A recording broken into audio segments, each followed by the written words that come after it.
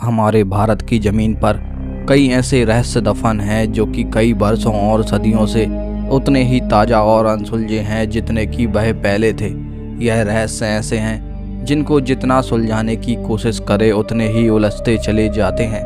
ऐसा ही एक राज दफन है राजस्थान के एक छोटे से गांव कुलधरा में। यह गांव करीब 200 सालों से ऐसे ही वीरान पड़ा है। कुलधरा गांव के हजारों लोग अचानक से इस गांव को खाली कर कर क्यों चले गए थे, यह आज भी एक रहस्य भरा और डरावना है। कहते हैं कि उन गांव वालों ने इस गांव को श्राप दिया था कि इस गांव में कोई कभी भी नहीं रह पाएगा और तभी से यह गांव पूरी तरह वीरान पड़ा है।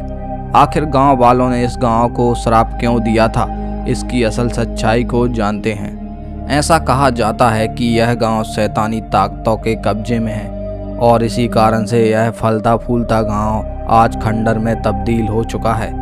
टूरिस्ट प्लेस में बदल चुके कुलधरा गांव में यहां रहने वाले पालीवाल ब्राह्मणों की आवाज़ और आहट आज भी महसूस की जा सकती है। जब टूरिस्ट यहां आते हैं और गांव में जाते हैं तो उनको ऐसा लगता है मानो उनके साथ कोई और भी मौजूद हो।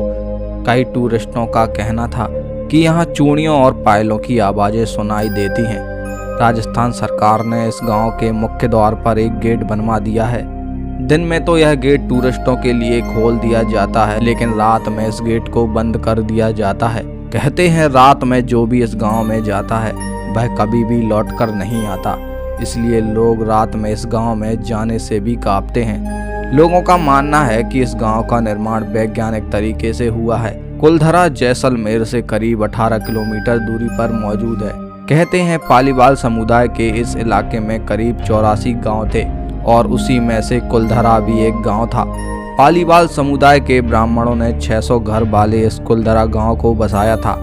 कुलधरा गांव ईंट और पत्थरों से बना हुआ था, लेकिन इस गांव की बनावट ऐसी थी कि यहाँ गर्मी का एहसास भी नहीं होता था। घरों की बनावट ऐसी थी कि हवाएं भी घरों के अंदर से होकर गुजरती थीं। इस जगह गर्मियों का तापमान 45 डिग्री सेल्सियस रहता है।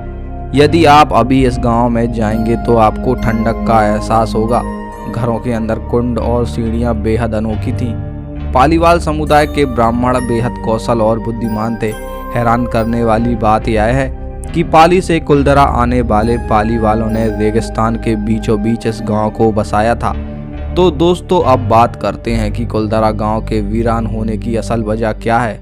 कहते हैं उस गांव में एक अय्याज दीवान सलाम सैयद रहता था, जिसकी गंदी नज़र गांव की एक खूबसूरत लड़की पर पड़ गई थी।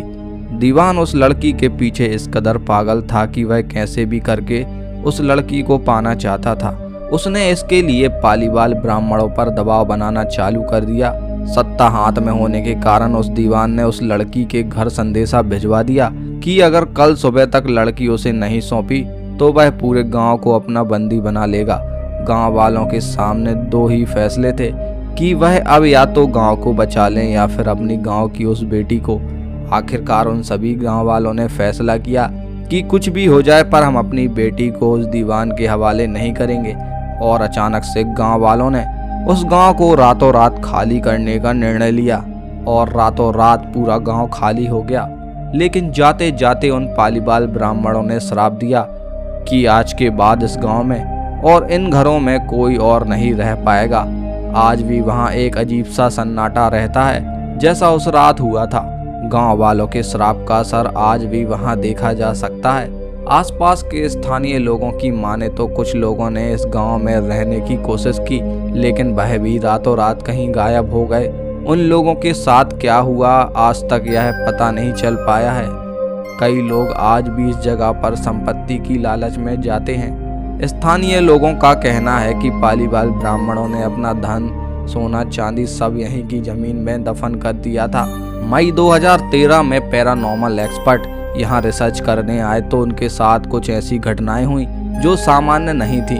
टीम के लोगों ने बताया कि जब वह यहाँ रात में रुके तो उनको ऐसा लगा मानो कोई उनके पीछे पड़ा हो और वे वहाँ से भाग निकले। उसके बाद से टूरिस्ट यहाँ पर भारी मात्रा में आने लगे और यह कुलधरा गांव आज भारत की सबसे डरावनी और खौफनाक जगहों में से एक माना जाता है। लोग यहाँ दिन के समय तो आ सकते हैं पर रात में इस गांव के अंदर कोई भी नहीं आता।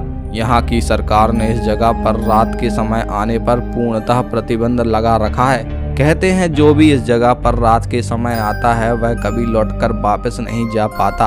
आपका इस जगह के बारे में क्या कहना है, हमें कमेंट करके ज़रूर बताएं। और वीडियो पसंद आया हो तो वीडियो को लाइक और चैनल को सब्सक्राइब जरूर करें। तो चलिए मिलते हैं आपसे अगले वीडियो में।